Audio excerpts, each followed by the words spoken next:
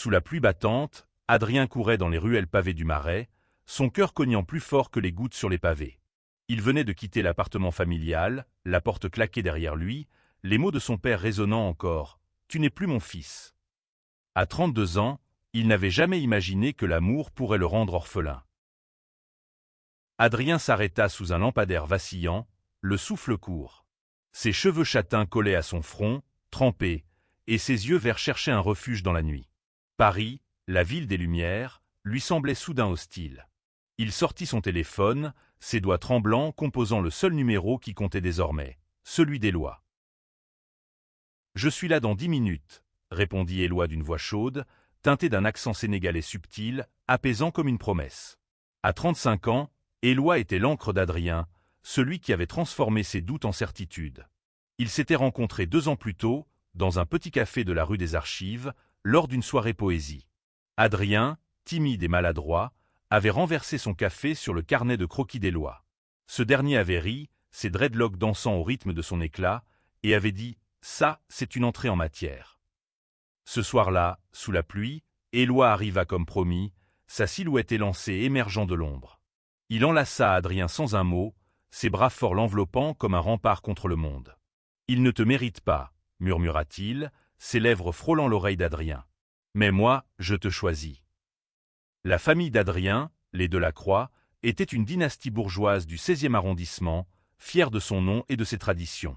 Son père, Bernard, un avocat redouté, dirigeait le clan avec une main de fer.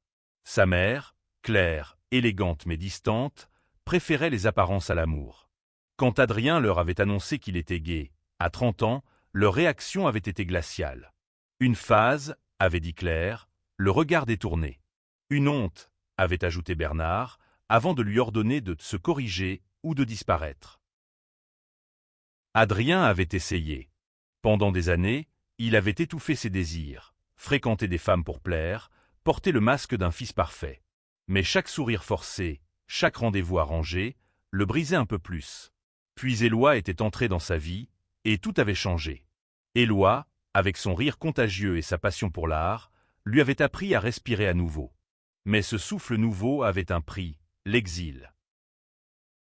Ce soir-là, dans l'appartement modeste d'Éloi à Belleville, ils s'assirent sur le canapé usé, une tasse de thé fumante entre les mains. « Je ne peux pas retourner en arrière, » murmura Adrien, les yeux fixés sur le sol. « Mais je ne sais pas comment avancer. » Éloi posa une main sur sa joue, son regard sombre brillant d'une intensité rare. « On avance ensemble. Ils t'ont peut-être effacé, mais moi, je vais t'écrire une nouvelle histoire. » Les semaines suivantes furent un tourbillon. Adrien emménagea chez Éloi, abandonnant l'opulence du 16e arrondissement pour un 2 pièces vibrant de vie et de couleurs. Les murs étaient couverts des peintures d'Éloi, des toiles abstraites où des éclats de rouge et d'or dansaient comme des flammes. Adrien, qui travaillait comme graphiste freelance, trouva du réconfort dans cette nouvelle routine. Mais la douleur de l'abandon familial pesait lourd. Un soir, alors qu'il dînait dans un bistrot de quartier, Adrien reçut un message de sa sœur cadette, Camille. À 28 ans, elle était la seule à avoir tenté de garder contact, malgré les interdictions de leurs parents. « Ils ont vidé ta chambre », écrivait-elle. « Ils ont tout donné, même tes livres. » Adrien sentit son estomac se nouer. Ses livres, ses souvenirs, tout ce qui le reliait à son passé avait disparu. Éloi, voyant son visage blêmir, prit sa main sous la table. « Ils peuvent brûler tes affaires, mais ils ne peuvent pas effacer qui tu es. » Ces mots étaient simples, mais ils portaient une vérité brute. Adrien hocha la tête, mais au fond de lui, une colère sourde montait. Pas contre Éloi, jamais contre lui, mais contre ceux qui avaient choisi de le rejeter pour un amour qu'il ne comprenait pas. Camille, en secret, devint leur allié. Elle les retrouva un après-midi dans un parc près de la Seine, ses cheveux blonds attachés en un chignon désordonné, son regard chargé d'excuses. « Je ne peux pas changer papa et maman, » dit-elle, la voix tremblante. « Mais je peux être là pour toi. » Elle tendit à Adrien une petite boîte contenant une montre, un cadeau de leur grand-mère décédée. « C'est tout ce que j'ai pu sauver. » Adrien serra la montre contre son cœur, les larmes aux yeux. Camille, malgré son courage, vivait encore sous le joug familial.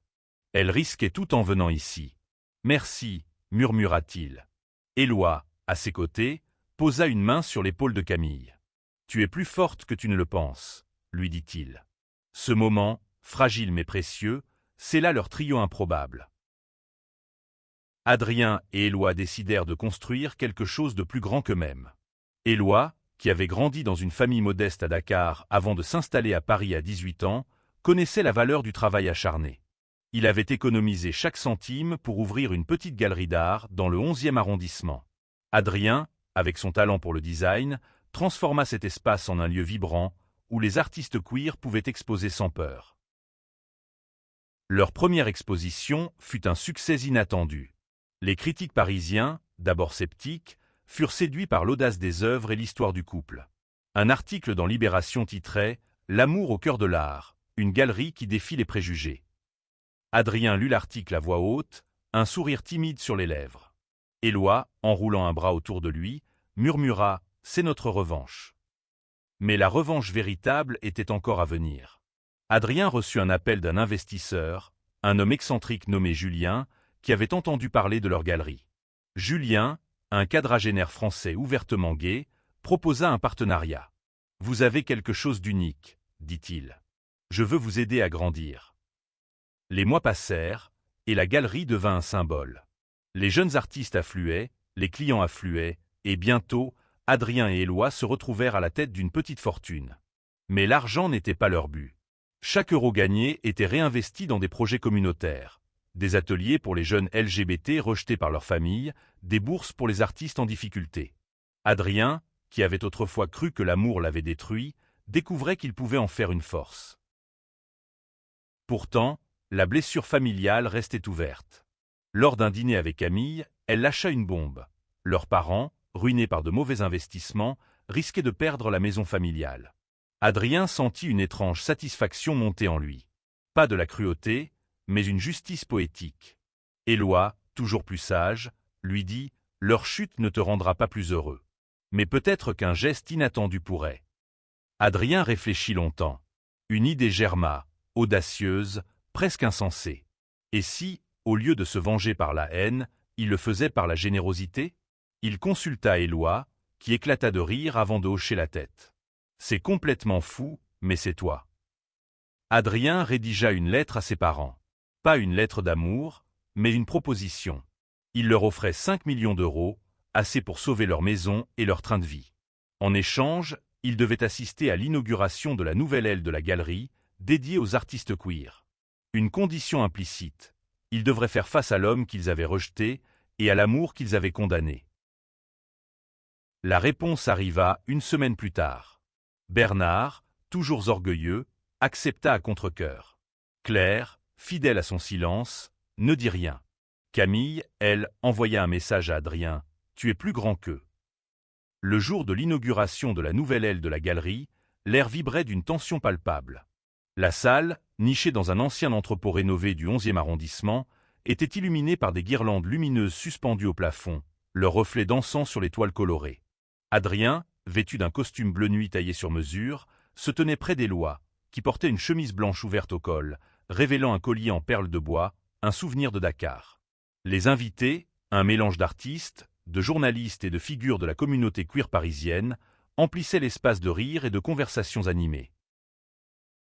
Mais Adrien ne voyait qu'eux, ses parents, debout près de l'entrée, raides comme des statues. Bernard, le visage fermé, fixait le sol, tandis que Claire, dans une robe gris-perle, serrait son sac à main comme une bouée de sauvetage. Camille, à leur côté, lançait des regards nerveux à Adrien, comme pour lui dire « Courage ». Adrien prit une profonde inspiration et monta sur l'estrade improvisée. Le micro crépita légèrement lorsqu'il commença à parler. « Ce soir, nous célébrons l'art, l'amour et la résilience », dit-il, sa voix claire malgré le nœud dans sa gorge. Cette aile est dédiée à ceux qui ont été rejetés, mais qui ont trouvé la force de se relever. Ses yeux croisèrent ceux de son père, et pendant une seconde, il crut voir une lueur de regret. Mais Bernard détourna le regard. Éloi rejoignit Adrien sur scène, sa main frôlant la sienne en un geste discret mais chargé de sens. « Nous ne construisons pas seulement une galerie », ajouta Éloi, sa voix grave résonnant dans la salle. « Nous construisons une famille. » La foule applaudit, mais Adrien sentit le poids du silence de ses parents, plus lourd que n'importe quel bruit. Après le discours, Bernard s'approcha, Claire à son bras. « Alors, c'est ça ton monde ?» demanda-t-il, son ton oscillant entre mépris et curiosité. Adrien sentit la colère monter, mais il la ravala. « C'est le monde que j'ai choisi, » répondit-il calmement. « Et je vous offre une chance d'en faire partie. » Claire, pour la première fois, prit la parole. « Tu penses que ton argent peut tout effacer ?» Sa voix tremblait, mais ses mots étaient tranchants. Adrien sourit, un sourire triste mais résolu. « Non, maman. L'argent ne change pas le passé. Mais il peut ouvrir une porte. À vous de décider si vous la franchissez. » Les jours suivants, Adrien et Éloi continuèrent à travailler sans relâche. La galerie attirait désormais des visiteurs du monde entier, et leur histoire d'amour, relayée par les médias, devenait une source d'inspiration. Mais pour Adrien, chaque article élogieux ravivait la douleur de l'effacement. Il se demandait si ses parents viendraient un jour à lui, non pas pour l'argent, mais pour lui. Un soir, alors qu'ils peignaient ensemble dans l'atelier d'Éloi, Adrien confia ses doutes. « Et s'il ne change jamais ?» demanda-t-il, un pinceau à la main, les doigts tachés de bleu. Éloi, en train de mélanger des pigments, s'arrêta et le regarda. « Alors, tu auras fait tout ce que tu pouvais. Leur refus ne définit pas ta valeur. » Adrien hocha la tête, mais une partie de lui voulait plus. Pas leur amour, peut-être, mais leur reconnaissance. Il voulait qu'ils voient ce qu'il était devenu, malgré eux. Éloi, sentant son trouble, s'approcha et l'embrassa doucement. « Tu es assez, Adrien. Tu l'as toujours été. » Camille, de son côté, devenait un pont fragile entre Adrien et ses parents. Elle leur parlait de la galerie, des projets communautaires, de l'impact qu'Adrien et Éloi avaient sur tant de vies. Bernard restait inflexible, mais Claire, parfois, écoutait en silence. Un jour, elle envoya un message à Adrien. « J'ai visité la galerie. C'est impressionnant. » Pas d'excuses, pas de réconciliation, mais un premier pas. Adrien montra le message à Éloi, les larmes aux yeux. « Ce n'est pas grand-chose, » dit-il. Éloi sourit. « C'est un début. » 6 mois plus tard, Adrien et Éloi reçurent une invitation inattendue. Bernard et Claire organisaient un dîner dans leur maison familiale, celle qu'Adrien avait sauvée avec son offre de 5 millions d'euros. Camille insista pour qu'ils viennent. « Ils veulent parler, » dit-elle au téléphone. « Je ne sais pas ce qu'ils diront, mais viens. S'il te plaît. » Adrien hésita. Éloi, fidèle à son optimisme, le convainquit. « Allons-y. S'ils nous rejettent encore, au moins, nous partirons la tête haute. » Le dîner fut tendu.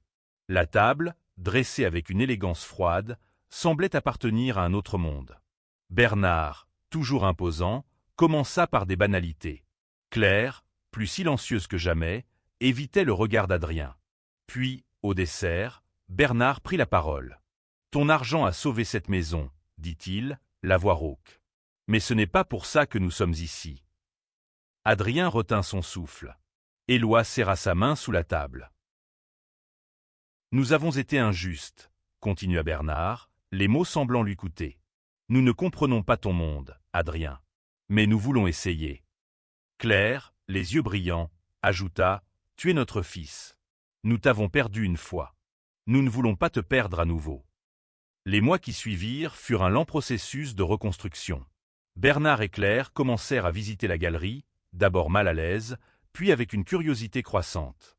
Ils rencontrèrent les artistes, écoutèrent leurs histoires, et peu à peu, leurs préjugés s'effritèrent. Ce n'était pas une réconciliation parfaite, mais c'était un début. Adrien et Éloi, eux, continuèrent à bâtir leur empire d'amour et d'art. Leur galerie devint un refuge pour des centaines de jeunes rejetés, un lieu où l'amour, sous toutes ses formes, était célébré.